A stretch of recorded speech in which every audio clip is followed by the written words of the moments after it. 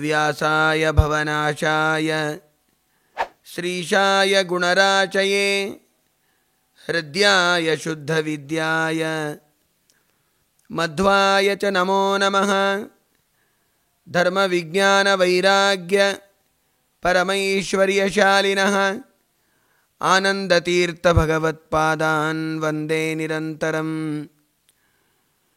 ನಮೋऽस्तु ತಾತ್ವಿಕಾ ದೇವಾಃ ವಿಷ್ಣುಭಕ್ತಿಪರಾಯಣಾಃ ಧರ್ಮಮಾರ್ಗೇ ಪ್ರೇರಯಂತು ಭವಂತಃ ಸರ್ವ ಏವ ಹಿ. ಆಪಾದಮೌಳಿಪರ್ಯಂತಂ ಗುರುಣಾಂ ಆಕೃತಿಂ ಸ್ಮರೇತ್ ತೇನ ವಿಘ್ನಾಃ ಪ್ರಣಶ್ಯಂತಿ ಸಿದ್ಧ್ಯಂತಿ ಚ ಮನೋರಥಾಃ.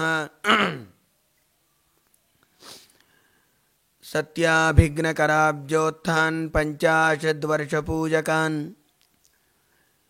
ಸತ್ಯಪ್ರಮೋದತೀರ್ಥಾರ್ಯಾನ್ ನೌಮಿನ್ಯಾಯ ಸುಧಾರತಾನ್. ಯೈರಹಂ ಶುಕವತ್ ಸಮ್ಯಕ್ ಶಿಕ್ಷಿತೋಸ್ಮಿ ಕೃಪಾಲುಭಿಃ ಶ್ರೀಮತ್ಸತ್ಯಾತ್ಮತೀರ್ಥಾರ್ಯಾನ್ ವಂದೇ ವಿದ್ಯಾಗುರುನ್ ಮಮ. ಶ್ರೀ ಗುರುಭ್ಯೋ ನಮಃ. ಸಸೀತಾ ಮೂಲರಾಮಾರ್ಚ ಕೋಶೆ ಗಜಪತೆ ಸ್ಥಿತ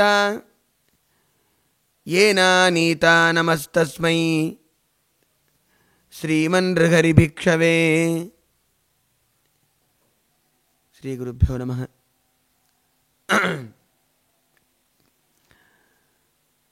ಮಹಾನುಭಾವರಾದ ಪ್ರಾತಸ್ಮರಣೀಯರಾದ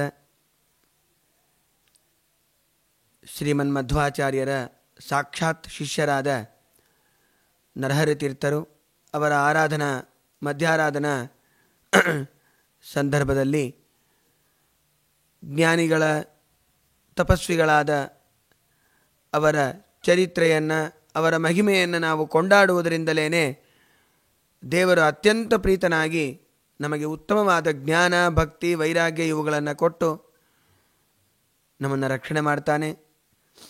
ಇದರೊಳಗೆ ಸಂಶಯನೇ ಇಲ್ಲ. ಸುಮಧ್ವ ವಿಜಯದಲ್ಲಿ ನಾರಾಯಣ ಪಂಡಿತಾಚಾರ್ಯರು ಶ್ರೀಮದಾಚಾರ್ಯರ ಚರಿತ್ರೆಯನ್ನು ವರ್ಣನೆ ಮಾಡ್ತಾ ಒಂದು ವಿಚಾರವನ್ನು ತಿಳಿಸ್ತಾರೆ. ಗಮನಾಸನ ಸಂಕಥಾದಿಲೀಲಾ ಸ್ಮೃತಿ ಮಾತ್ರೇಣ ಭವಾಪವರ್ಗದಾತ್ರೀ ಕಥಮಪ್ಯಮರ ಪ್ರಪಂಚಯೇಯು ನನು ಮಧ್ವಸ್ಯ ನ ಮಾದೃಶೋಲ್ಪಬೋಧಾ. ಶ್ರೀಮದಾಚಾರ್ಯರ ಚರಿತ್ರೆಯನ್ನು ಪ್ರತಿನಿತ್ಯ ನಾವು ಚಿಂತನೆ ಮಾಡಬೇಕು. ಶ್ರೀಮದಾಚಾರ್ಯರು ಈ ಪ್ರದೇಶದಿಂದ ಈ ಪ್ರದೇಶಕ್ಕೆ ಹೋಗಿದ್ದಾರೆ, ಅವತಾರ ಮಾಡಿದ್ದಾರೆ, ನಂತರ ಸನ್ಯಾಸವನ್ನು ಸ್ವೀಕಾರ ಮಾಡಿದ್ದಾರೆ, ವೇದಗಳಿಗೆ ಉಪನಿಷತ್ತುಗಳಿಗೆ ಸರಿಯಾದ ಭಾಷ್ಯವನ್ನು ರಚನೆ ಮಾಡಿದ್ದಾರೆ, ವೇದವ್ಯಾಸದೇವರ ಸೂತ್ರಗಳಿಗೆ ಅತ್ಯಂತ ಸ್ಪಷ್ಟವಾದ ಸಮ್ಮತವಾದ ಭಾಷ್ಯವನ್ನು ರಚನೆ ಮಾಡಿ ನಮಗೆ ಕೊಟ್ಟಿದ್ದಾರೆ.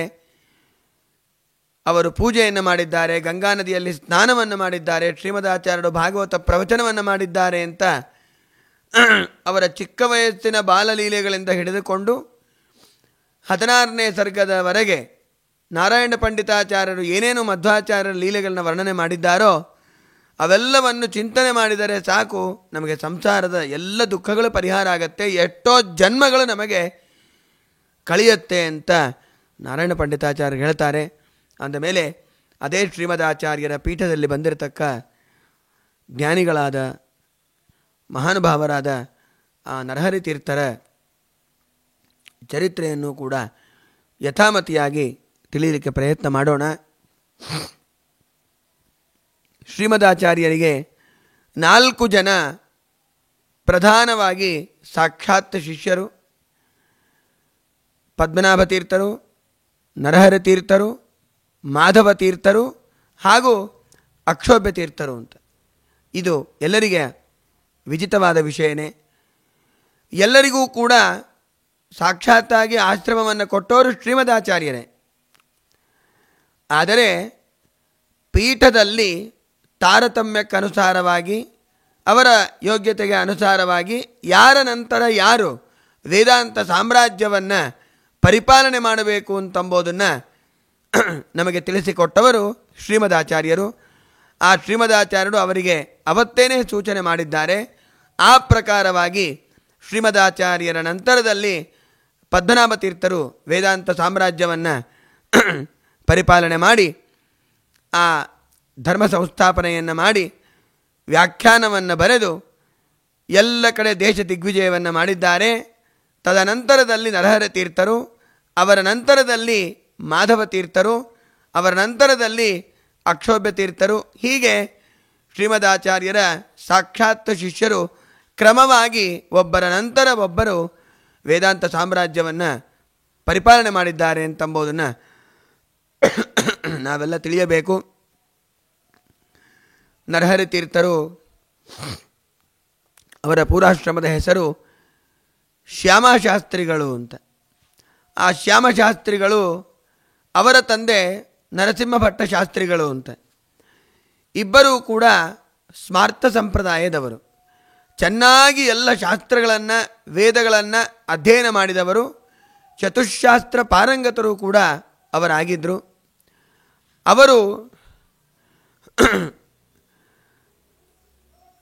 ಶ್ರೀಕಾಕುಳಂ ಅಂಥೇಳಿ ಒಂದು ಪ್ರದೇಶ, ಅಲ್ಲಿ ವಾಸ ಮಾಡಿಕೊಂಡಿದ್ರು. ಅವರು ಗಂಜಾಂ ಸಂಸ್ಥಾನದ ಅಡಿಯಲ್ಲಿರ್ತಕ್ಕಂಥದ್ದು ಆ ಶ್ರೀಕಾಕುಳಂ ಅಂಥೇಳಿ. ಅಲ್ಲಿ ಅವರು ವಾಸ ಮಾಡಿಕೊಂಡು ಉತ್ತಮವಾದ ವಿದ್ಯಾಪೀಠವನ್ನು ಕೂಡ ನಡೆಸ್ತಾ 4 ಶಾಸ್ತ್ರಗಳಲ್ಲಿಯೂ ಕೂಡ ವಿಶೇಷವಾದ ಪಾಂಡಿತ್ಯವನ್ನು ಪಡೆದು ಎಲ್ಲ ಕಡೆ ದಿಗ್ವಿಜಯವನ್ನು ಮಾಡ್ತಾಯಿದ್ರು. ಅವರು ಎಲ್ಲ ಅದ್ವೈತ ಶಾಸ್ತ್ರಗಳನ್ನು ಕೂಡ ಚೆನ್ನಾಗಿ ಅಧ್ಯಯನ ಮಾಡಿದ್ದರು. ಹೀಗಾಗಿ ಒಳ್ಳೆ ವಿದ್ವಾಂಸರು. ನಂತರದಲ್ಲಿ ಮುಖ್ಯವಾಗಿ ಅವರದು ಮಂತ್ರಿಗಳ ಪರಂಪರ, ಅವರ ತಂದೆ ಮಂತ್ರಿಗಳು, ಅವರ ತಂದೆ ಮಂತ್ರಿಗಳು, ಹಾಗೂ ನರಹರ ತೀರ್ಥರು ಶ್ಯಾಮಶಾಸ್ತ್ರಿಗಳಾಗಿದ್ದಾಗಲೂ ಕೂಡ ಅವರು ಕೂಡ ಆ ದೇಶಕ್ಕೆ ರಾಜನಿಗೆ ಮಂತ್ರಿಗಳಾಗಿದ್ದರು. ಕೇವಲ ಮಂತ್ರಿಗಳಾಗಿದ್ದರು ಎಂಬುದು ಅಷ್ಟೇ ಅಲ್ಲ, ಎಲ್ಲ ಶಾಸ್ತ್ರಗಳನ್ನು ಅಧ್ಯಯನ ಮಾಡ್ತಾ ವೇದೋಕ್ತ ಕರ್ಮಗಳನ್ನು ಅನುಷ್ಠಾನ ಮಾಡ್ತಾ ಶುದ್ಧವಾದ ಸಂಪ್ರದಾಯವನ್ನು ಕೂಡ ಆಚರಣೆ ಮಾಡಿಕೊಂಡು ಬಂದವರ ವಂಶದಲ್ಲಿ ಮಹಾನುಭಾವರು ಅವತಾರ ಮಾಡಿದವರು ನರಹರಿ ತೀರ್ಥರು. ಆ ನರಹರಿ ತೀರ್ಥರು ಒಂದು ಸಲ ಸಂಚಾರ ಕ್ರಮೇಣ ಶ್ರೀಮದಾಚಾರ್ಯರು ಶ್ರೀಕಾಕುಳಕ್ಕೆ ಬರ್ತಾರೆ. ಅಷ್ಟರ ಮಟ್ಟಿಗೆ ಅವರಿಗೆ ಬೇಕಾದಷ್ಟು ಶ್ರೀಮದಾಚಾರ್ಯರ ಪರಿಚಯವನ್ನು ಕರ್ಣೋಪಕರಣವಾಗಿ ಕೇಳಿರ್ತಾರೆ.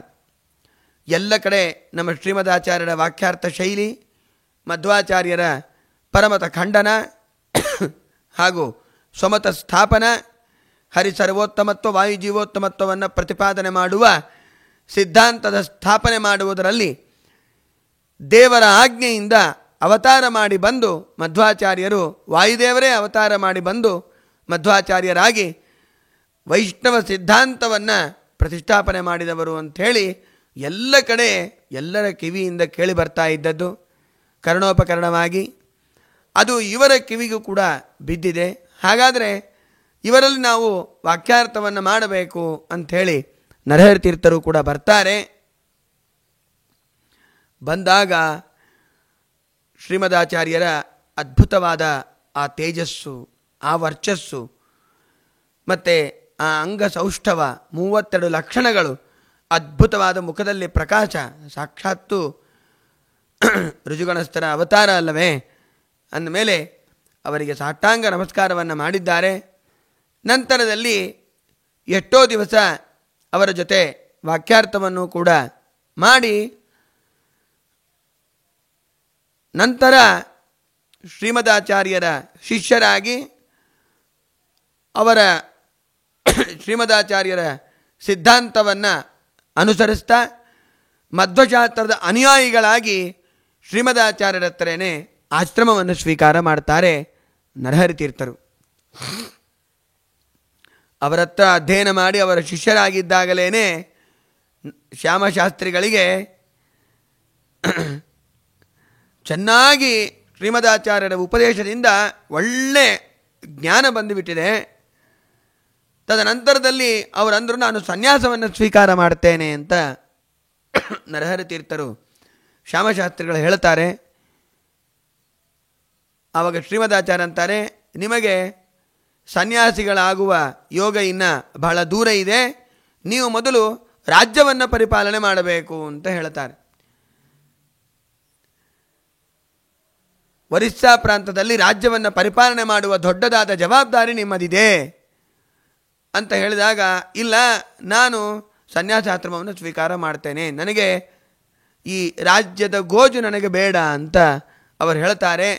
ನಾನು ಜಪ ಮಾಡಬೇಕಾಗಿದೆ, ತಪಸ್ಸು ಮಾಡಬೇಕಾಗಿದೆ, ನಿಮ್ಮಂತಹ ಜ್ಞಾನಿಗಳ ಉಪದೇಶ ಸಿಗೋದೇ ಎಷ್ಟು ಜನ್ಮದ ಪುಣ್ಯನೋ ಇದು, ಆದ್ದರಿಂದ ನನಗೆ ಅವೆಲ್ಲ ಬೇಡ ಅಂದಾಗ ಮತ್ತೆ ಶ್ರೀಮದಾಚಾರ್ಯರು ನೀವು ಮಾಡಲೇಬೇಕು ಅಂತ ಆಜ್ಞೆಯನ್ನು ಮಾಡಿದಾಗ ಆಯಿತು ಅಂತಾರೆ. ಆದರೆ ನೀವು ಆಶ್ರಮವನ್ನು ಕೊಡ್ರಿ, ನಾನು ರಾಜ್ಯವನ್ನು ಪರಿಪಾಲನೆಯೂ ಮಾಡ್ತೇನೆ, ವೇದಾಂತ ಸಾಮ್ರಾಜ್ಯವನ್ನೂ ಪರಿಪಾಲನೆ ಮಾಡ್ತೇನೆ, ಎರಡನ್ನೂ ಮಾಡ್ತೇನೆ, ಆದ್ದರಿಂದ ದಯಮಾಡಿ ನನಗೆ ಅನುಗ್ರಹ ಮಾಡಿ ಆಶ್ರಮವನ್ನು ಕೊಡಬೇಕು ಅಂತ ಶ್ರೀಮದಾಚಾರ್ಯರ ಅಡಿದಾವರೆಗಳಲ್ಲಿ ಪ್ರಾರ್ಥನೆ ಮಾಡಿದಾಗ ಶ್ರೀಮದಾಚಾರ್ಯರಿಗೆ ಆಶ್ರಮವನ್ನು ಕೊಟ್ಟು ನರಹರಿ ತೀರ್ಥರು ಅಂತ ನಾಮಕರಣವನ್ನು ಮಾಡ್ತಾರೆ. ಅವರಿಗೆ ದೇಶ ದಿಗ್ವಿಜಯಕ್ಕೆ ಅಂತ ಕೊಟ್ಟು ಕಳಿಸ್ತಾರೆ ನರಹರಿ ತೀರ್ಥರನ್ನು. ಎಲ್ಲ ದೇಶಗಳಲ್ಲಿ ಸಂಚಾರ ಮಾಡ್ತಾ ಶ್ರೀಮದಾಚಾರ್ಯರು ಪ್ರತಿಪಾದನೆ ಮಾಡಿದ ಹಾಗೇನೆ ಮಧ್ವ ಸಿದ್ಧಾಂತದ ಎಲ್ಲ ಸೂತ್ರ ಭಾಷ್ಯ ಆ ಎಲ್ಲ ವಿಚಾರಗಳನ್ನು ಕೂಡ ಸರಿಯಾಗಿ ತಿಳಿಸಿ, ವೇದ ಉಪನಿಷತ್ತುಗಳ ಅರ್ಥ, ವೇದವ್ಯಾಸ ದೇವರ ಸೂತ್ರಗಳ ಅಭಿಪ್ರಾಯ ಇವೆಲ್ಲವನ್ನು ಚೆನ್ನಾಗಿ ತಿಳಿಸಿ ಎಲ್ಲರಿಗೆ ಮನಮುಟ್ಟುವಂತೆ ಶಾಸ್ತ್ರವನ್ನು ಉಪನ್ಯಾಸವನ್ನು ಮಾಡಿ ಎಲ್ಲರನ್ನೂ ಕೂಡ ಮಧ್ವದೀಕ್ಷಾ ಪಡೆಯುವಂತೆ ಮಾಡಿ ಅವರಿಗೆ ತತ್ವೋಪದೇಶವನ್ನು ಮಾಡಿ ಉತ್ತಮ ಸನ್ಮಾರ್ಗದಲ್ಲಿ ಅವರನ್ನು ತರ್ತಾರೆ. ಹೀಗೆ ಪ್ರತಿಯೊಂದು ದೇಶದಲ್ಲಿಯೂ ಕೂಡ ದೇಶ ದಿಗ್ವಿಜಯ ಮಾಡ್ತಾ ಅಲ್ಲಿದ್ದ ಪಂಡಿತರನ್ನು ಚೆನ್ನಾಗಿ ವಿಮರ್ಶೆ ಅವರ ಜೊತೆ ಮಾಡಿ ಅವರಿಗೆ ಸರಿಯಾದ ಶಾಸ್ತ್ರದ ತತ್ವ ವಿಚಾರವನ್ನು ತಿಳಿಸಿಕೊಟ್ಟು ಮುಂದೆ ಸಾಗುತ್ತಾ ಇದ್ದಾರೆ. ಹಾಗೇನೆ ಒರಿಸ್ಸಾ ಪ್ರಾಂತಕ್ಕೆ ಬಂದಿದ್ದಾರೆ. ಒರಿಸ್ಸಾ ಪ್ರಾಂತದ ರಾಜ ನರಸಿಂಹದೇವ ಅಂಥೇಳಿ, ಅವನ ಮಗ ಭಾನುದೇವ ಅಂತ ಅವನ ಮಗ ರಾಜ. ನರಸಿಂಹದೇವ ಅವನಿದ್ದಾಗ ನರಹರಿ ತೀರ್ಥರ ತಂದೆ ಮಂತ್ರಿಯಾಗಿದ್ದರು. ಆ ನರಸಿಂಹರಾಜನ ಮಗ, ನರಸಿಂಹದೇವರಾಜನ ಮಗನಾದ ಭಾನುದೇವರಾಜನಾಗಿದ್ದಾಗ ನರಹರಿ ತೀರ್ಥರು ಮಂತ್ರಿಗಳಾಗಿದ್ದರು. ಅಂದರೆ ರಾಜನ ತಂದೆಗೆ ನರಹರಿ ತೀರ್ಥರ ತಂದೆ ಮಂತ್ರಿಗಳಾಗಿದ್ದರು, ರಾಜನ ಮಗನಿಗೆ ನರಹರಿ ತೀರ್ಥರು ಮಂತ್ರಿಗಳಾಗಿದ್ದರು ಶ್ಯಾಮಶಾಸ್ತ್ರಿಗಳಾಗಿದ್ದಾಗ. ಅದಾದ ನಂತರ ಶ್ಯಾಮಶಾಸ್ತ್ರಿಗಳು ಬಂದು ಶ್ರೀಮದಾಚಾರ್ಯರ ಹತ್ರ ದೀಕ್ಷೆಯನ್ನು ಪಡೆದು ಸನ್ಯಾಸವನ್ನು ಸ್ವೀಕಾರ ಮಾಡಿ ಬರ್ತಾ ಇದ್ದಾರೆ ಅಂತ ಗೊತ್ತಾದಾಗ ಬಹಳ ಆನಂದ ಆಗಿದೆ ಎಲ್ಲ ಊರಿನ ಜನರಿಗೆ. ಆದರೆ ಅಷ್ಟೊತ್ತಿಗೆ ಆ ನರಸಿಂಹದೇವರಾಜನ ಮಗ ಭಾನುದೇವ ಅವರು ದೇಹತ್ಯಾಗವನ್ನು ಮಾಡಿದರು. ಅವನಿಗೆ ಗಂಡು ಮಕ್ಕಳಿಲ್ಲ, ಆ ರಾಜನಿಗೆ ಸಂತಾನ ಅಲ್ಲಿಗೆ ನಿಂತು ಹೋಗಿದೆ. ಹಾಗಾದರೆ ಧರ್ಮವನ್ನು ಸಂಸ್ಥಾಪನೆ ಮಾಡುವವರು ಯಾರು? ರಾಜ್ಯ, ಧರ್ಮಿಷ್ಠನಾದ ರಾಜ ಇಲ್ಲದೆ ಹೋದರೆ ರಾಜ್ಯ ಅರಾಜಕವಾಗಿ ಬಿಡುತ್ತದೆ, ಕಳ್ಳರಿಂದ ತುಂಬಿ ಹೋಗ್ತದೆ, ಎಲ್ಲ ಕಡೆಯೂ ಕೂಡ ದುರ್ಭಿಕ್ಷೆ ಉಂಟಾಗ್ತದೆ. ಆದ್ದರಿಂದ ಧರ್ಮವನ್ನು ಸಂಸ್ಥಾಪನೆ ಮಾಡಬೇಕು ಅಂದರೆ ಯಾರೋ ಒಬ್ಬ ರಾಜರಾಗಲೇಬೇಕು. ಆ ಉದ್ದೇಶದಿಂದ ಮಂತ್ರಿಗಳೆಲ್ಲ ಕುಳಿತು ವಿಚಾರ ಮಾಡ್ತಾರೆ, ಏನು ಮಾಡಬೇಕು. ಅಲ್ಲಿ ಒಂದು ದೇವಸ್ಥಾನದ ಆನೆ, ಶ್ರೇಷ್ಠವಾಗಿರ್ತಕ್ಕಂತಹ ಆನೆ ಅದು. ಆ ಆನೆ, ಅದಕ್ಕೆ ವಿಶೇಷವಾದ ಭಗವಂತನ ಅನುಗ್ರಹ ಅದಕ್ಕೆ ಇರ್ತದೆ. ಆ ಆನೆ ಕೈಯಲ್ಲಿ ಮಾಲೆಯನ್ನು ಕೊಡ್ತಾರೆ. ಈ ಮಾಲೆಯನ್ನು ಯಾರು ಕೊರಳಲ್ಲಿ ಹಾಕ್ತಾರೋ ಈ ಆನೆ, ಅವರು ಈ ಒರಿಸ್ಸಾ ರಾಜ್ಯದ ಸಂಸ್ಥಾನವನ್ನು ಆಳಬೇಕು ಅಂತ ಈ ರೀತಿಯಾಗಿ ಎಲ್ಲರೂ ಕೂಡ ಒಂದು ನಿರ್ಣಯಕ್ಕೆ ಬರ್ತಾರೆ. ಆವಾಗ ಆ ಮಾಲೆಯನ್ನು ತೆಗೆದುಕೊಂಡು ಆನೆ ಎಲ್ಲ ಊರೆಲ್ಲ ಸಂಚಾರ ಮಾಡುತ್ತೆ. ಆ ಆನೆಯ ಕಣ್ಣಿಗೆ ಯೋಗ್ಯರಾದವರು ಯಾರೂ ಸಿಗೋದಿಲ್ಲ. ಎಲ್ಲರೂ ತಲೆ ಬೊಗಿಸಿದ್ದು ನಂಗೆ ಹಾಕ್ತಾರೆ, ನಾನು ಸಿಂಹಾಸನದ ಮೇಲೆ ಕೂತ್ಕೋಬೋದು, ನಂಗೆ ಹಾಕತ್ತೆ ಈ ಆನೆ, ನಾನು ಸಿಂಹಾಸನದ ಮೇಲೆ ಕೂತ್ಕೋಬೋದು ಅಂತ. ಕೆಲವರಂತೂ ಆನೆಗೆ ಮೊದಲೇ ಮಾಲೆ ಹಾಕಿಸ್ಕೊಂಡು ಪ್ರಾಕ್ಟೀಸ್ ಎಲ್ಲ ಮಾಡಿಬಿಟ್ಟಿದ್ರು. ಅಂತೂ ಏನೇನೋ ಮಾಡಿ ಸಂಸ್ಥಾನವನ್ನು ನಾವು ಗಿಟ್ಟಿಸಿಕೊಳ್ಳಬೇಕು ಅಂತ ಎಷ್ಟೇ ಪ್ರಯತ್ನ ಪಟ್ಟರು ಆ ಸಮಯದಲ್ಲಿ ಆನೆ ಮಾತ್ರ ಹೂವಿನ ಹಾರವನ್ನು ಯಾರಿಗೂ ಹಾಕಲಿಲ್ಲ. ಊರಿನ ಹೊರಗೆ ಬಂದು ಒಂದು ದೊಡ್ಡ ಗುಹೆ, ಆ ಗುಹೆ ಹತ್ರ ಬಂದು ನಿಂತಿದೆ. ಅಲ್ಲಿ ಬಂದು ನಮಸ್ಕಾರವನ್ನು ಮಾಡಿ ಜೋರಾಗಿ ಒದರ್ತಾ ಇದೆ ಆನೆ. ಅಷ್ಟೊತ್ತಿಗೆ ನರಹರಿ ತೀರ್ಥರು ಆ ಗುಹೆ ಒಳಗೆ ಕುಳಿತುಕೊಂಡು ಶ್ರೀಮದಾಚಾರ್ಯರು ಉಪದೇಶ ಮಾಡಿದ ಅಷ್ಟಮಹಾಮಂತ್ರಗಳ ಜಪವನ್ನು ಏಕಾಗ್ರಚಿತ್ತದಿಂದ ಜಪವನ್ನು ಮಾಡ್ತಾ ಇದ್ದಾರೆ. ಜಪವನ್ನು ಮಾಡಬೇಕಾದಾಗ ಎಷ್ಟು ಆನೆ ಒದರಿದ್ರೂ ಹೊರಗೆ ಬಂದಿಲ್ಲ. ಊರಿನ ಜನ ಎಲ್ಲರೂ ಕೂಡ ಬರ್ತಾರೆ. ಯಾರಿದ್ದೀರಿ ಒಳಗೆ? ಹೊರಗೆ ಬನ್ನಿ, ಆನೆ ಒದರ್ತಾ ಇದೆ, ದಯಮಾಡಿ ಒಳಗೆ ಬನ್ನಿ, ಯಾರಿದ್ದೀರಿ ಒಳಗೆ ಅಂದಾಗ ಯಾರು ಒದರಿದರೂ ಕೂಡ ನರಹರಿ ತೀರ್ಥರು ಹೊರಗೆ ಬರಲಿಲ್ಲ. ಇದರಿಂದ ನಾವೆಲ್ಲ ಏನು ತಿಳಿಯಬೇಕು ಅಂದರೆ, ಜಪ ಮಾಡಬೇಕಾದಾಗ ಏಕಾಗ್ರಚಿತ್ತದಿಂದ ಜಪವನ್ನು ಮಾಡಬೇಕು. ನಾನಾ ತರಹದ ಭೋಗ್ಯವಾದ ಪದಾರ್ಥಗಳನ್ನು ದೂರ ಇಟ್ಟು ದೇವರ ಮನೆಯ ಬಾಗಿಲನ್ನು ಹಾಕಿಕೊಂಡು ಶ್ರದ್ಧೆಯಿಂದ ಎಲ್ಲ ಮಂತ್ರಗಳ ಜಪವನ್ನು ಮಾಡಬೇಕು. ಅದಕ್ಕೆ ದಾಸರು ಹೇಳ್ತಾರೆ, ಏಕಮನಸ್ಸು ಇಲ್ಲದವನ ಜಪವು ಯಾತಕೆ, ಮಧ್ವಮತವ ಪೊಂದದವನ ಭಕುತಿಯಾತಕೆ, ಊರ್ಧ್ವ ಪುಂಡ್ರ ತಿದ್ದದವನ ಕರ್ಮವ್ಯಾತಕೆ ಅಂತಂದಮೇಲೆ, ಹಾಗಾಗಿ ಎಷ್ಟು ಏಕಾಗ್ರಚಿತ್ತರಿಂದ ನಾವು ಜಪವನ್ನು ಮಾಡ್ತೇವೋ ಅಷ್ಟು ನಮಗೆ ಪಾಪಗಳು ನಾಶ ಆಗತ್ತೆ ಅಂತ. ಸ್ವಕರ್ಮ ವಿಪ್ರಸ್ಯ ಜಪೋಪದೇಶವು ನಾಣ್ಯತ್ತಪೋ ದ್ವಿಜಾತೀನಾಂ ಋತೆ ಶಾಸ್ತ್ರೋಪದೇಶತಃ ಅಂತ ಹೇಳಿದ್ದರಿಂದ ನಮಗೆ ಜಪವನ್ನು ಮಾಡಬೇಕು, ಇನ್ನೊಬ್ಬರಿಗೆ ತತ್ವೋಪದೇಶವನ್ನು ಮಾಡಬೇಕು. ಇದು ಮುಖ್ಯವಾಗಿರ್ತಕ್ಕಂಥ ಕರ್ತವ್ಯ ಬ್ರಾಹ್ಮಣನದು. ಯಜನ ಯಾಜನ, ಅಧ್ಯಯನ ಅಧ್ಯಾಪನ, ದಾನ ಪ್ರತಿಗ್ರಹಣ, ಜಪ ಉಪದೇಶ ಇವೆಲ್ಲವೂ ಕೂಡ ನಮ್ಮ ಕರ್ತವ್ಯ. ಹೀಗಾಗಿ ನರಹರಿ ತೀರ್ಥರು ತಮ್ಮ ಎಲ್ಲ ಜಪವನ್ನು ಮುಗಿಸಿದ್ದಾರೆ. ಜಪ ಅಂತೆ ಎಲ್ಲ ಜಪ ಮುಗಿದ ಮೇಲೆ ಎದ್ದು ಬಂದಿದ್ದಾರೆ. ಬಂದಾಗ ಆನೆ ಆ ಮಾಲೆಯನ್ನು ಅವರ ಕೊರಳಲ್ಲಿ ಹಾಕಿದೆ. ಎಲ್ಲರಿಗೂ ಆಶ್ಚರ್ಯ ಆಗೋಯ್ತು. ಈ ಸನ್ಯಾಸಿಗಳ ಕೊರಳಲ್ಲಿ ಈ ಮಾಲೆ ಹಾಕಿಬಿಟ್ಟಿದೆಯಲ್ಲಪ್ಪ, ಇವರೇನು ರಾಜ್ಯಭಾರ ಮಾಡ್ತಾರೆ, ಏನಾಗತ್ತೆ ಅಂತ. ಆದರೆ ನರಹರಿ ತೀರ್ಥರು ದೇವರ ಇಚ್ಛೆ, ಕ್ರಿಮಿಯಿಂದ ರಾಜ್ಯವಾಳಿಸಿದ ಅಂತ ವೇದವ್ಯಾಸ ದೇವರ ನಾವು ಚರಿತ್ರೆಯನ್ನು ಕೇಳ್ತೇವೆ. ಸಣ್ಣ ಕೀಟ, ಲೋಭದಿಂದ ಕೀಟನಾಗಿರ್ತಾನವನು. ಅವನಿಗೇನು ಬೇಕು ಅಂತ ವೇದವ್ಯಾಸ ದೇವರು ಕೇಳಿದಾಗ, ನಾನು ರಾಜನಾಗಬೇಕು ಅಂತ, ಮುಂದಿನ ಜನ್ಮದಲ್ಲಿ ರಾಜನಾಗು ಅಂತ ವೇದವ್ಯಾಸ ದೇವರು ಹೇಳಿದರೆ, ಆ ಕೀಟ ಅಂತಾನೆ ನಾನು ಇದೇ ದೇಹದಿಂದ ರಾಜನಾಗಬೇಕು ಅಂತ. ಸರಿ ಆಯಿತು ಅಂತ ಹೇಳಿ ಅದೇ ವರವನ್ನು ಕೊಡ್ತಾರೆ. ಇಡೀ ಭೂಮಂಡಲಕ್ಕೆ ರಾಜನನ್ನಾಗಿ ಮಾಡ್ತಾರೆ ಆ ಕೀಟನನ್ನು.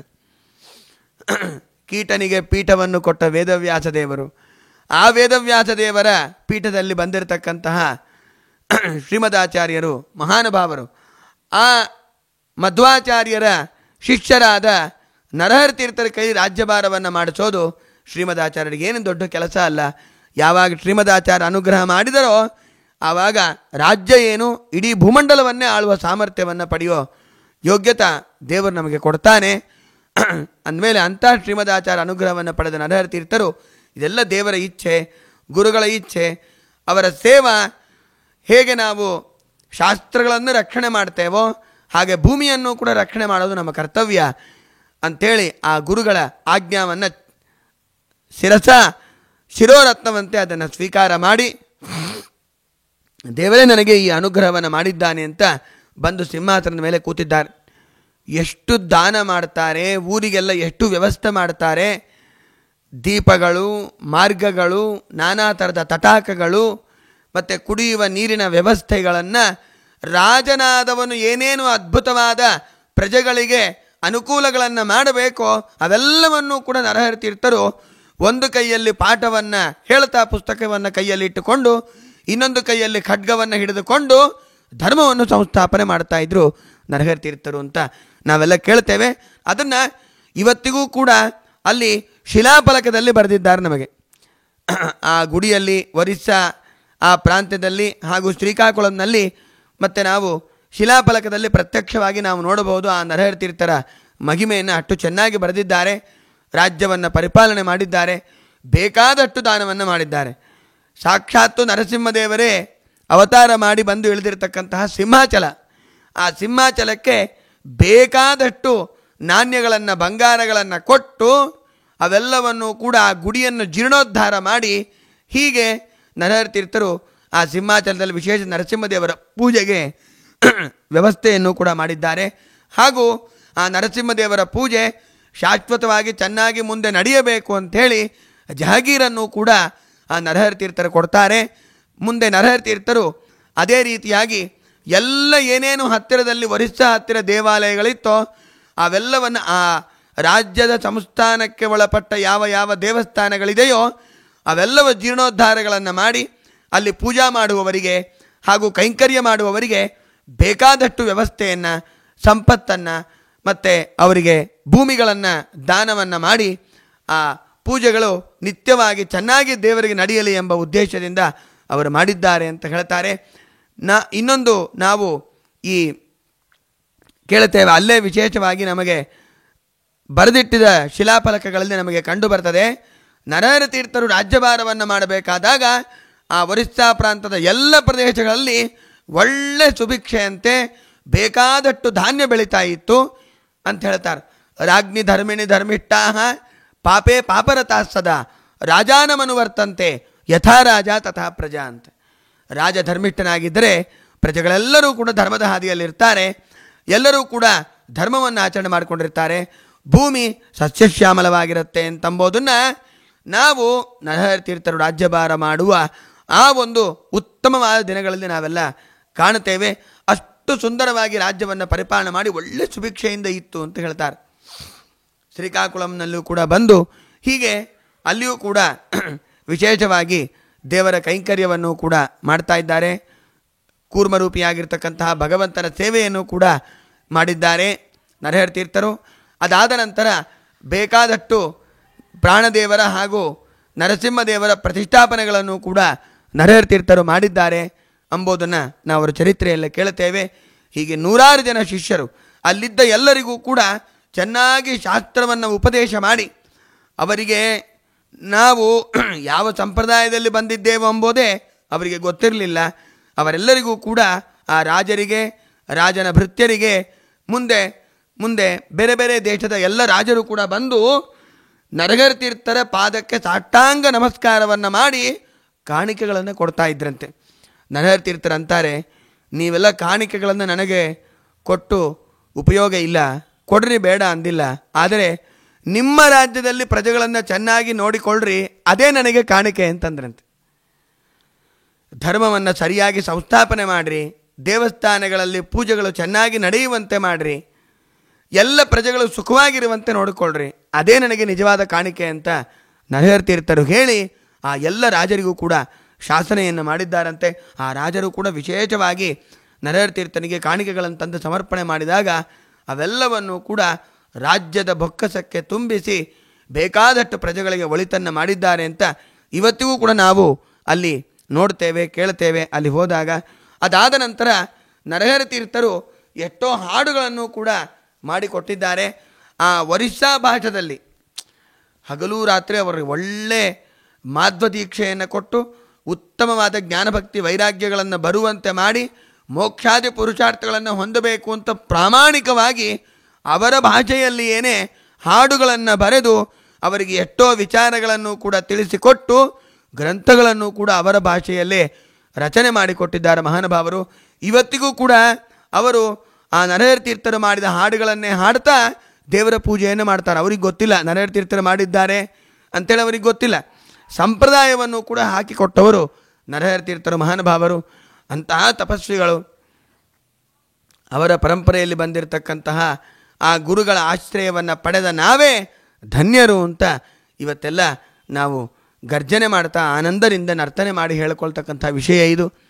ಅದಾದ ನಂತರ ಶ್ರೀಮದಾಚಾರ್ಯರ ಆಜ್ಞೆಯಂತೆ ಗಜಪತಿ ಸಂಸ್ಥಾನದಲ್ಲಿರ್ತಕ್ಕಂತಹ ಮೂಲರಾಮದೇವರು ಸಾಕ್ಷಾತ್ತು ದಶರಥ ಮಹಾರಾಜ ಪೂಜೆ ಮಾಡಿದ ಹಾಗೂ ರಾಮಚಂದ್ರ ದೇವರೇ ಪೂಜೆ ಮಾಡಿದ ಹಾಗೂ ಹನುಮಂತ ದೇವರು ಪೂಜೆ ಮಾಡಿದ, ಎಲ್ಲ ಜ್ಞಾನಿಗಳು ಪೂಜೆ ಮಾಡಿರತಕ್ಕಂತಹ ಆ ರಾಮದೇವರು, ಮೂಲ ರಾಮಚಂದ್ರ ದೇವರು ಹಾಗೂ ಮೂಲ ಸೀತಾದೇವಿಯ ಪ್ರತಿಮೆ ಇವೆರಡನ್ನೂ ಕೂಡ ತೆಗೆದುಕೊಂಡು ಬರಬೇಕು ಅಂತ ಶ್ರೀಮದಾಚಾರ್ಯರು ಆಜ್ಞೆಯನ್ನು ಮಾಡ್ತಾರೆ. ಆವಾಗ ಅಲ್ಲಿಯೂ ಕೂಡ ರಾಜ್ಯಭಾರವನ್ನು ಮಾಡಿ ಆ ಪ್ರತಿಮೆಯನ್ನು ತೆಗೆದುಕೊಂಡು ಬರ್ತಾರೆ. ಶ್ರೀಮದಾಚಾರ್ಯರು ಹೇಳಿರ್ತಾರೆ, ನೋಡಪ್ಪ, ನೀನು ಆ ಪ್ರತಿಮೆಯನ್ನು ತೆಗೆದುಕೊಂಡು ಬಂದರೆ ದೇಶದಲ್ಲಿ ಸುಭಿಕ್ಷೆ ಎಂಬುದು ಕಮ್ಮಿ ಆಗಿಬಿಡುತ್ತದೆ. ಆದ್ದರಿಂದ ಅವರು ಊರಿನಿಂದ ತೆಗೆದುಕೊಂಡು ಹೋಗಲಿಕ್ಕೆ ಬಿಡೋದಿಲ್ಲ.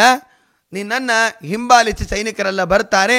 ಆದರೆ ನೀನು ಉತ್ತಮವಾದ ಕುದುರೆಯನ್ನು ಹತ್ತಿಕೊಂಡು ಮೂಲ ರಾಮದೇವರು ಹಾಗೂ ಸೀತಾದೇವಿಯನ್ನು, ಮೂಲ ಸೀತಾದೇವಿಯರನ್ನು ತಂದು ನನಗೆ ಒಪ್ಪಿಸಬೇಕು ಅಂತ ಶ್ರೀಮದಾಚಾರ್ಯರು ಆಜ್ಞೆ ಮಾಡಿರ್ತಾರೆ. ಅದರಂತೆಯೇ ಅವರಿಗೆ ಇಷ್ಟು ವರ್ಷ ರಾಜ್ಯಭಾರ ಮಾಡಿದ್ದಕ್ಕೆ ನಿಮಗೇನು ಬೇಕು ಅಂದಾಗ ರಾಮದೇವರನ್ನು ಹಾಗೂ ಸೀತಾದೇವಿಯನ್ನು ತೆಗೆದುಕೊಂಡು ಬರ್ತಾರೆ, ಕೊಡಬೇಕು ಅಂತ ಹೇಳ್ತಾರೆ. ಅವ್ರಿಗೆ ಗೊತ್ತಿರೋದಿಲ್ಲ, ಮೂಲ ರಾಮದೇವರು ಮೂಲ ಸೀತಾದೇವಿಯನ್ನು ತೆಗೆದುಕೊಂಡು ಹೋದರೆ ದೇಶದಲ್ಲಿ ಸುಭಿಕ್ಷೆ ನಿಂತು ಹೋಗಿಬಿಡತ್ತೆ, ದುರ್ಭಿಕ್ಷೆ ಆಗತ್ತೆ ಅಂಥೇಳಿ. ಯಾವಾಗ ಮೂಲ ರಾಮ ಸೀತಾದೇವಿಯನ್ನು ಅವರು ಕೇಳಿದಂತೆ ಕೊಡ್ತಾರೆ. ಕೊಟ್ಟ ಮೇಲೆ ತೆಗೆದುಕೊಂಡು ಬರ್ತಾ ಇರಬೇಕಾದಾಗ ಉತ್ಪಾತಗಳಾಗತ್ತೆ. ಅವೆಲ್ಲ ತಿಳಿದು ಮತ್ತೆ ಸೈನಿಕರು ಅವರನ್ನು ಹಿಂಬಾಲಿಸಿಕೊಂಡು ಬಂದಾಗ ಕುದುರೆ ಮೇಲೆ ಹತ್ತಿ ವೇಗವಾಗಿ ನರಹರಿ ತೀರ್ಥರು ಶ್ರೀಕೂರ್ಮಕ್ಕೆ ಬರ್ತಾರೆ. ಅಲ್ಲಿಯೂ ಕೂಡ ಆ ಎಲ್ಲ ಸೈನಿಕರು ವೇಗವಾಗಿ ಬಂದು ಅಡ್ಡ ಹಾಕ್ತಾರೆ. ನೀವು ಇಲ್ಲಿಂದ ಹೋಗೋ ಹಾಗಿಲ್ಲ, ನಮ್ಮ ಪ್ರತಿಮೆಯನ್ನು ನಮಗೆ ಕೊಟ್ಟೇನೆ ನೀವು ಹೋಗಬೇಕು ಅಂತ. ಅಷ್ಟರೊಳಗೇನೆ ನರಹರಿ ತೀರ್ಥರು ಮತ್ತು ಉತ್ತಮವಾಗಿರ್ತಕ್ಕಂತಹ ಉಪಾಯವನ್ನು ತಾವು ಮಾಡಿದ್ದಾರೆ. ಬೆಳ್ಳಿಯ ಸುಂದರವಾದ ರಾಮದೇವರ ಪ್ರತಿಮೆ ಹಾಗೂ ಸೀತಾದೇವಿಯರ ಪ್ರತಿಮೆಯನ್ನು ಮಾಡಿಸಿ ಅವುಗಳಲ್ಲಿ ವಿಶೇಷವಾಗಿ ತತ್ವನ್ಯಾಸ ಮಾತುಕಾನ್ಯಾಸಗಳಿಂದ ಪ್ರಾಣ ಪ್ರತಿಷ್ಠಾ ಹಾಗೂ ಎಲ್ಲವನ್ನೂ ಕೂಡ ಮಾಡಿಸಿ ಆ ಪ್ರತಿಮೆಗಳನ್ನು ಭದ್ರವಾಗಿ ಇಟ್ಟಿರ್ತಾರೆ. ನೋಡ್ರಿ, ನೀವು ಹಿಂಬಾಲಿಸಿಕೊಂಡು ಯಾವ ಪ್ರತಿಮೆಗಳಿಗೋಸ್ಕರ ಬಂದಿದ್ದೀರಲ್ಲ, ಆ ಪ್ರತಿಮೆಗಳೇ ಈ ಮೂಲ ರಾಮದೇವರು ಹಾಗೂ ಸೀತಾದೇವಿಯರು ಅಂಥೇಳಿ ನಿಜವಾದ ಮೂಲರಾಮ ಹಾಗೂ ಮೂಲ ಸೀತಾದೇವಿಯರ ಪ್ರತಿಮೆಯನ್ನು ಬೇರೆ ಕಡೆ ತೆಗೆದಿಟ್ಟು ಈ ಬೆಳ್ಳಿಯ ಮೂಲ ರಾಮಚಂದ್ರ ಅದರಂತೆಯೇ ಇರತಕ್ಕಂತಹ ಮೂಲರಾಮದೇವರ ಪ್ರತಿಮೆ ಹಾಗೂ ಮೂಲ ಸೀತಾದೇವಿಯರ ಪ್ರತಿಮೆಯನ್ನು ಆ ಸೈನಿಕರಿಗೆ ಕೊಟ್ಟು ಕಳಿಸ್ತಾರೆ. ಸುದೈವ ದೇವರ ಅನುಗ್ರಹದಿಂದ ಆ ಪ್ರತಿಮೆಯನ್ನು ತೆಗೆದುಕೊಂಡು ಹೋದ ಮೇಲೆ ಅಲ್ಲಿ ಮತ್ತೆ ಚೆನ್ನಾಗಿ ಸುಭಿಕ್ಷೆ ಆಗಿದೆ, ದುರ್ಭಿಕ್ಷೆ ಕಳೆದಿದೆ. ಋಷೀನಾಂ ಪುನರಾದ್ಯಾನಾಂ ವಾಚಮರ್ಥೋನು ಧಾವತಿ. ದೊಡ್ಡವರ ಅನುಗ್ರಹ ಆದರೆ ಸಾಕು, ಮತ್ತೆ ಆ ದೇಶದಲ್ಲಿ ಎಲ್ಲ ಒಳ್ಳೆಯದಾಗತ್ತೆ. ದೊಡ್ಡವರ ಮಾತು ಹೇಳಿದ್ದನ್ನು ದೇವರು ನಡೆಸ್ತಾನೆ. ಅದರಂತೆ ಆ ಒರಿಸ್ಸಾ ಪ್ರಾಂತದಲ್ಲಿ ಇವತ್ತಿಗೂ ಕೂಡ ಆ ಪ್ರತಿಮೆಯನ್ನಿಟ್ಟು ಪೂಜಾ ಮಾಡ್ತಾರೆ. ಅಲ್ಲಿಯೂ ಕೂಡ ವಿಶೇಷವಾಗಿ ಸುಭಿಕ್ಷೆಯಿಂದ ಇದೆ. ಅದಾದ ಮೇಲೆ ನರಹರಿ ತೀರ್ಥರು ಆ ಸುಂದರವಾಗಿರ್ತಕ್ಕಂಥ ಮೂಲ ರಾಮಚಂದ್ರ ದೇವರ ತಾಮ್ರದ ಪ್ರತಿಮೆ ಅದು ಹಾಗೂ ಸೀತಾದೇವಿಯ ಪ್ರತಿಮೆ ಮೂಲ ಸೀತಾದೇವಿಯರದು ಅವೆರಡನ್ನೂ ಕೂಡ ತಂದು ಆನಂದ ತೀರ್ಥ ಭಗವತ್ಪಾದಾಚಾರ್ಯರಿಗೆ ಪೆಟ್ಟಿಗೆಯನ್ನು ತಂದು ಒಪ್ಪಿಸುತ್ತಾರೆ. ಅವತ್ತು ಉತ್ಥಾನ ದ್ವಾದಶಿ ಆಗಿತ್ತು. ಶ್ರೀಮನ್ ಮಧ್ವಾಚಾರ್ಯರು ರಾಮದೇವರನ್ನು ನೋಡಬೇಕು ಅಂತ ಅವರಿಗೆ ಉತ್ಸಾಹ. ಮೊದಲು ನಾನು ನೋಡಬೇಕು, ಪೂಜೆ ಮಾಡಬೇಕು ಅಂಥೇಳಿ. ಯಾಕೆಂದರೆ ಇದೇ ಮಧ್ವಾಚಾರ್ಯರು ಹನುಮಂತ ದೇವರಾಗಿ ಇದ್ದಾಗ ರಾಮದೇವರನ್ನು ಪೂಜೆ ಮಾಡಿದ ಆ ಪ್ರತಿಮೆ ಮತ್ತೆ ನೋಡಬೇಕು ಅಂತ ಒಳ್ಳೆ ಉತ್ಸುಕತೆಯಿಂದ ತಕ್ಷಣ ಸ್ನಾನವನ್ನು ಮಾಡಿ ಆ ಪೆಟ್ಟಿಗೆಯನ್ನು ತೆಗೆದು ಮೂಲ ರಾಮಚಂದ್ರ ದೇವರ ಸೀತಾದೇವಿಯರ ಪ್ರತಿಮೆಯನ್ನು ಪೂಜೆಯನ್ನು ಮಾಡಿ ಎಲ್ಲರಿಗೂ ಕೂಡ ಭೋಜನವನ್ನು ಮಾಡಿಸಿದ್ದಾರೆ. ಸಂತೋಷ ಆಗಿದೆ. ಹಾಗಾಗಿ ಇವತ್ತಿಗೂ ಕೂಡ ನಮ್ಮ ಮಠದಲ್ಲಿ ಉತ್ಥಾನ ದ್ವಾದಶಿ ದಿನ ಸಾಯಂಕಾಲದಲ್ಲಿ, ಯಾಕಂದರೆ ಸಾಯಂಕಾಲ ತಂದು ಕೊಟ್ಟರು ನರಹರಿ ತೀರ್ಥರು, ಅವರು ಬಂದಾಗ ಅಷ್ಟೊತ್ತಾಗಿತ್ತು, ಸೂರ್ಯಾಸ್ತ ಆಗಿತ್ತು. ಆವಾಗಲೇ ರಾಮದೇವರ ಪೂಜೆಯನ್ನು ಕೂಡ ಮಾಡಿದ್ದಾರೆ. ಅದೇ ರೀತಿಯಾಗಿ ಇವತ್ತಿಗೂ ಕೂಡ ನಮ್ಮ ಮಠದಲ್ಲಿ ಮತ್ತು ರಾಮಚಂದ್ರ ದೇವರ ಹಾಗೂ ಮೂಲ ಸೀತಾದೇವಿಯರ ಪೂಜೆಯನ್ನು ಉತ್ಥಾನ ದ್ವಾದಶಿ ಸಾಯಂಕಾಲ ಮಾಡುವ ಪದ್ಧತಿ ಈಗೂ ಕೂಡ ಬಂದಿದೆ. ಇದೆಲ್ಲದಕ್ಕೂ ಕೂಡ ಭಾಗ್ಯ ಸಿಕ್ಕಿದ್ದು ಅಂತಂದರೆ ನಮ್ಮ ಮಧ್ವಾಚಾರ್ಯರ ಪರಮಾನುಗ್ರಹ ಹಾಗೂ ಆ ಗಜಪತಿ ಸಂಸ್ಥಾನದಿಂದ ನರಹರಿ ತೀರ್ಥರು ರಾಮಚಂದ್ರ ದೇವರನ್ನು ತಂದುಕೊಟ್ಟ ದೊಡ್ಡ ಪುಣ್ಯ ಕಾರ್ಯ ಇದು. ಬಹಳ ಶ್ರೇಷ್ಠವಾಗಿರ್ತಕ್ಕಂತಹದ ಶ್ರೀಮದಾಚಾರ್ಯರ ಸೇವೆ. ಇದಕ್ಕಿಂತ ದೊಡ್ಡ ಸೇವೆ ಇನ್ನೇನಿದೆ. ಅವತ್ತು ರಾಮಚಂದ್ರ ದೇವರಿಗೆ ಹನುಮಂತ ದೇವರು ಸೀತಾದೇವಿಯ ಚೂಡಾಮಣಿಂ ಪವನಜ ಪದಯೋರ್ನಿದಾಯ ಸರ್ವಾಂಗಕೈ ಪ್ರಣತಿಮಸ್ಯ ಚಕಾರ ಭಕ್ತಿಯ ರಾಮೋಪಿ ನಾಣ್ಯದನುದಾತು ಮಮುಷ್ಯ ಯೋಗ್ಯಂ ಅತ್ಯಂತ ಭಕ್ತಿಭರಿತಸ್ಯ ವಿಲಕ್ಷ್ಯ ಕಿಂಚಿತ್ ಸ್ವಾತ್ಮ ಪ್ರಧಾನಮಧಿಕಂ ಪವನಾತ್ಮಜಸ್ಯ ಕುರ್ವನ್ ಸಮಶ್ಲಿಷದಮುಂ ಪರಮಾಭಿತುಷ್ಟಃ. ರಾಮಚಂದ್ರದೇವರ ಉಂಗುರವನ್ನು ಸೀತಾದೇವಿಗೆ ಪ್ರತಿಕೃತಿಗೆ ಕೊಟ್ಟು ಆ ಸೀತಾದೇವಿಯ ಚೂಡಾಮಣಿಯನ್ನು ರಾಮಚಂದ್ರ ದೇವರಿಗೆ ಸಮರ್ಪಣೆ ಮಾಡಿದಾಗ ಎಷ್ಟು ಆನಂದ ಆಯಿತೋ ಅಷ್ಟೇ ಆನಂದ ಶ್ರೀಮದಾಚಾರ್ಯರಿಗೆ ನರಹರಿ ತೀರ್ಥರು ರಾಮದೇವರನ್ನು ತಂದು ಕೊಟ್ಟಾಗ ಆಯಿತು ಅಂತ ನಾವೆಲ್ಲ ತಿಳಿಯಬೇಕು. ಅಷ್ಟು ಅನುಗ್ರಹವನ್ನು ಮುಂದೆ ನರಹರಿ ತೀರ್ಥರ ಮೇಲೆ ಶ್ರೀಮದಾಚಾರ್ಯ ಅನುಗ್ರಹವನ್ನು ಮಾಡಿದ್ದಾರೆ. ಅಂತಹ ಶ್ರೀಮದಾಚಾರ್ಯರ ಇಷ್ಟು ವಿಶಿಷ್ಟವಾದ ಸೇವೆಯನ್ನು ಮಾಡಿದ ಆ ಮಹಾನುಭಾವರು ಜ್ಞಾನಿಗಳು ಅವರ ವೃಂದಾವನ ಹಂಪಿಯಲ್ಲಿ ಇವತ್ತು ನಾವು ಕಾಣ್ತೇವೆ. ನಮ್ಮ ಸ್ವಾಮಿಗಳು ಕೂಡ ವಿಶೇಷವಾಗಿ ಅಲ್ಲಿ ಅಭಿಷೇಕ ಹಾಗೂ ಹಸ್ತೋದಕ, ವಿಶೇಷವಾಗಿ ಪೂಜಾ, ಅಲಂಕಾರ, ಬ್ರಾಹ್ಮಣರ ಭೋಜನ ಇವೆಲ್ಲವನ್ನೂ ಕೂಡ ಚೆನ್ನಾಗಿ ವಿಶೇಷವಾಗಿ ನಡೆಸಿಕೊಂಡು ಬರ್ತಾ ಇದ್ದಾರೆ. ಅಂತಹ ನರಹರಿ ತೀರ್ಥರು ಸಸೀತಾ ಮೂಲರಾಮಾರ್ಚ ಕೋಶೆ ಗಜಪತೆ ಸ್ಥಿತ ಏನೀತಾ ನಮಸ್ತಸ್ಮೈ ಶ್ರೀಮನ್ ರಘರಿ ಭಿಕ್ಷವೇ ಅಂತ ಅವರ ಚರ್ಮಶ್ಲೋಕದಲ್ಲಿಯೇ ಅವರನ್ನು ಕೊಂಡಾಡ್ತಾರೆ. ಇಷ್ಟು ದೊಡ್ಡದಾದ ಸಾಧನೆ ಮಾಡಿದ್ದಾರೆ.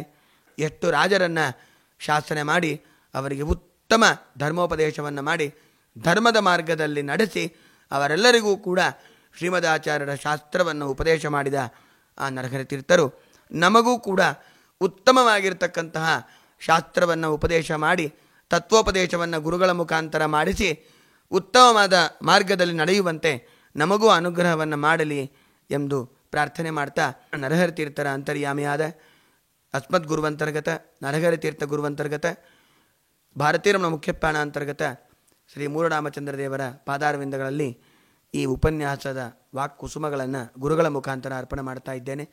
ಶ್ರೀಕೃಷ್ಣಾರ್ಪಣಮಸ್ತು. ಅನೇನ ಭಾವಿಯತ್ ಪುಣ್ಯಂ ತದಾಪ್ನೋತು ಗುರುರ್ಮಮ. ಶ್ರೀಕೃಷ್ಣಾರ್ಪಣಮಸ್ತು.